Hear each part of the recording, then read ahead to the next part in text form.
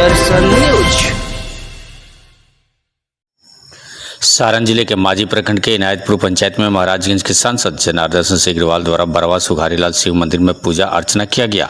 इस दौरान उन्होंने शिव मंदिर परिसर में फलदार वृक्ष भी लगाया। वहीं पंचायत भवन पर नवनिर्वाचित सांसद का एक अभिनंदन सम्मान कार्यक्रम भी आयोजित किया गया। इस दौरान ग्रामीणों ने उनका गर्मजोशी के साथ और गाजे बाजे के साथ स्वागत भी किया। इसी क्रम में पंचायत की मुखिया द्वारा सांसद सिग्रीवाल को अंग वस्त्र प्रदान कर सम्मानित भी किया गया। तत्पश्चात सांसद द्वारा भी पंचायत वासियों को अंग वस्त्र प्रदान कर सम्मानित किया गया। वहीं सांसद सिग्रीवाल ने सभा को संबोधित करते हुए कहा कि विपक्षियों द्वारा चुनाव के समय कहा गया था कि संविधान खतरे में है, संविधान से कोई भी छेड़छाड़ नहीं कर सकता है। वे लोग आए अपना काम सिद्ध करने के लिए। महाराजगंज संसदीय क्षेत्र की जनता उन सबको न करने का काम किया। पत्रकारों के सवाल के जवाब में उन्होंने बताया कि जगह जगह जो भी अभिनंदन समारोह का आयोजन किया जा रहा है, यह मेरा नहीं हो रहा है, यह पूरे महाराजगंज संसदीय क्षेत्र की जनता का अभिनंदन समारोह है। इसी क्रम में इनायतपुर के पूर्व मुखिया जितेंद्र सिंह ने नंदलाल सिंह कॉलेज से इनायतपुर स्कूल तक सड़क का निर्माण का मांग किया। इस पर सांसद जल्द से जल्द इस सड़क का निर्माण का आश्वासन भी दिया। उक्त मौके पर प्रोफेसर शिवाजी सिंह, निरंजन सिंह, हेमनारायण सिंह, मुखिया प्रतिनिधि राजेश कुमार, बबलू सिंह, जय किशोर सिंह, प्रेम सिंह व मनीष सिंह सहित सैकड़ों लोग उपस्थित थे। सारण से वीर सिंह की रिपोर्ट। यहाँ 20 गांव के लोग इस सड़क से जाला आई जर्जर हो गई बा। पहले भी सांसद जी के पूरा चुनाव के पहले भी हमने के वो मुद्दा मुख्य रहे संज्ञान में दहल गई बा। आज सब जनता को के जो यहाँ इनायतपुर के बावलों के समक्ष ये लोग के भी मुख्य मांग बा कि ना भाई इस सड़क हमने के इतना जर्जर बा चुकी कॉलेज बा बहुत मतलब कि बच्ची लड़के एथी हर लोग रात भी चलेला। तो हम सांसद जी के संज्ञान में देता दियावे के चाहता नहीं कि एकरा पर बहुत प्राथमिकता से एकरा पर ही कर जाई। और ये रउआ लोगों से ही कहे के बाद अगर गांव के जनता के कोनो समस्या कुछ कहे को के तो रउआ लोगों के बीच में आई बनी अपन बतियाल रहे। हम कहलन चूंकि वादा रहे यहाँ के तो यहाँ के लिया और गई बा यही स्थान पर लिया और गई बा। ये कह के हम अपन पानी के विराम देता नहीं द्वेष पैदा कर हमारे मन में कोई आपस के द्वंद्व पैदा कर दे। आज का यह जग का विध्वंसकारी वही आज वही रावण प्रवृत्ति है। आज वही रावण प्रवृत्ति को भगवान राम के उस धनुष के टंकार से दूर करना है। भगवान राम के धनुष के टंकार से उसको दूर करना, उस प्रवृत्ति को दूर करना।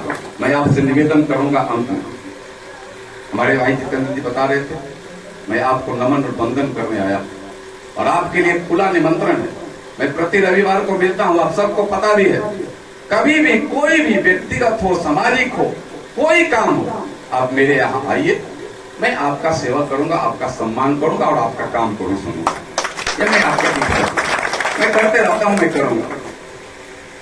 कोई उसमें कफर का नहीं है। और मैं ऐसे लोगों को मैं कहूंगा, खास कर करके अपने एनडीए के मित्रों को, यहाँ जो प्रबुद्ध जन है उनको मैं आग्रह करूंगा कि जो वोट दिया जो नहीं दिया वो बात कल की बात हुई, पुरानी कल की बात छोड़िए। फिर से गले मिल करके रहिए, समाज को मजबूत छोड़ दीजिए।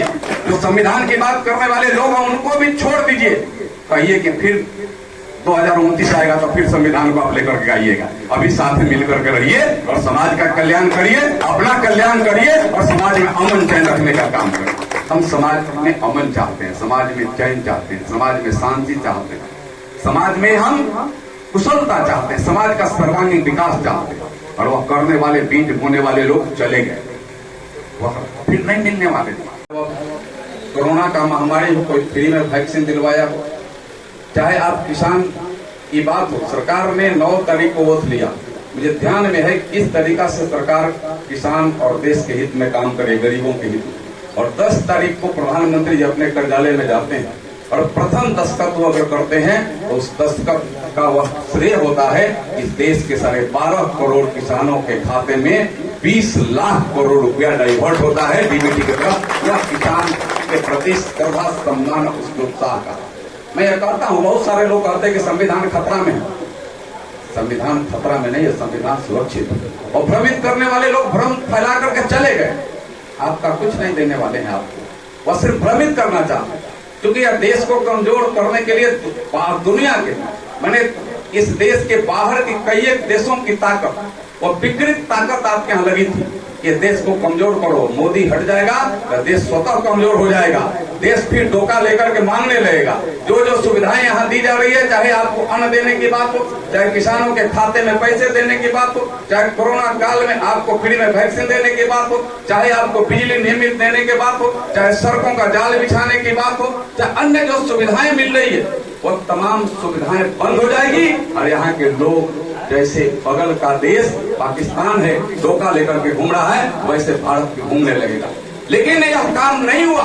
यह काम आपने सूझबूझ करके आपने फिर से नरेंद्र मोदी को प्रधानमंत्री बनाया, इसलिए भी आपका बधाई और धन्यवाद करता हूं। और ऐसे लोग कहने वाले अगर होंगे तो उनको जरा एक बार बताइए कि आप सुविधा लेने के लिए तो पहले आ जाते हैं, कहाँ संविधान की बात करने वाले, कहाँ संविधान खतरा में है। संविधान खतरा में आपको लग रहा है तो पैसा जो मिला लौटा तो दीजिए, आपको ताकत है तो, आपके ईमान में कोई शक्ति है तो नहीं लौटाइएगा, खाइएगा मोदी का और खाइएगा पाकिस्तान का। ऐसे नहीं चलने वाला, ऐसे देश कमजोर होगा, समाज कमजोर होगा। ऐसे विष बोने वाले समाज को तोड़ देंगे, समाज को कमजोर कर देंगे। और समाज कमजोर होगा तो न आपका भला होगा, न मेरा भला होगा, न समाज का भला होगा, न देश का भला होगा। या देश के भला करने के लिए हमको मजबूती से एक साथ मिलकर के रहने की आवश्यकता है। और पूछिए ना जो समाज के जो संविधान, और आप सबने उससे बाबा के आदेश, ब्रह्म बाबा के आदेश पर आप सबने मुहर लगाया और देश में पहली बार गैर कांग्रेसी सरकार तीसरी बार बनी है नरेंद्र मोदी के सरकार में 55 वर्षों के बाद। समान परिवर्तन नहीं है, बहुत बड़ा परिवर्तन है। इस परिवर्तन का देन आप, इसलिए मैं सबसे पहले कुछ बोलूं, किसी नाम का संबोधन करूं, इसके पहले यहाँ स्थापित देवों के देव महादेव के चरणों में, ब्रह्म बाबा के चरणों में और इस धरती को मैं नमन करता हूँ और सीधे आप सब देव तुम मतदाताओं का नमन बंदन और अभिनंदन करता हूँ। आप सबका अभिनंदन करता हूँ। कहाँ चले गए, कहाँ संविधान असुरक्षित है, जरा बता तो दें। अरे संविधान को तो असुरक्षित करने वाले लोग या गलत जाल बिछाने का काम कर रहे थे, आपको पैसे के वजह से गुमराह कर रहे थे। जरा उनसे मांगिए तो घूम रहे थे ना कि आपको इतना पैसा मिल जाएगा, वोट दीजिए कांग्रेस को। पैसा मिल गया क्या उनको? अगर मिल गया है तो जरा 5,500 पैसा मिल गया क्या, मिल रहा है क्या आप लोग जो ऐसे कर रहे होंगे? उनको जरा पूछना चाहिए कि भ्रमित मत हो, और भ्रमित होने की ताकत है तो सारी सुविधा लौटाओ। कहो कि मैं नहीं लूंगा किसान सम्मान निधि, मैं नहीं लूंगा अन्न, मैं नहीं लूंगा यह सुविधा, यह ताकत नहीं है। मोदी कर रहे हैं, कम से कम नमक खा करके नमक हलाली नहीं करना चाहिए। और ऐसे करने वाले को ईश्वर और ब्रह्म बाबा माफ नहीं करते, ऐसे करने वाले को ईश्वर और ब्रह्म बाबा भी माफ नहीं करने वाले। आप पैसा के लालच में चले गए, कुछ पैसे मिले होंगे, कुछ पैसे के लालच आए होंगे और आप चले गए संविधान के चक्कर में।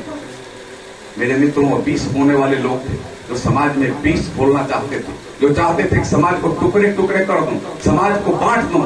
लेकिन समाज में जब 20 भूल जाएगा, समाज जब बंट जाएगा, क्या होगा इस समाज का, क्या होगा इस गांव का, क्या होगा इस नगर का, क्या होगा इस राज्य और देश का? जब हम आपस में जलने लगेंगे तो क्या होगा? हमें आगे बढ़ने के लिए, समाज को आगे बढ़ाने के लिए हमें एक साथ मिल करके रहने की आवश्यकता है। एक साथ मिल करके तभी समाज भी बढ़ सकता है, तभी हम भी बढ़ सकते हैं। कोई कहते कि हम लड़ते रहेंगे और बढ़ जाएंगे, लड़ते रहिएगा तो बढ़िएगा नहीं।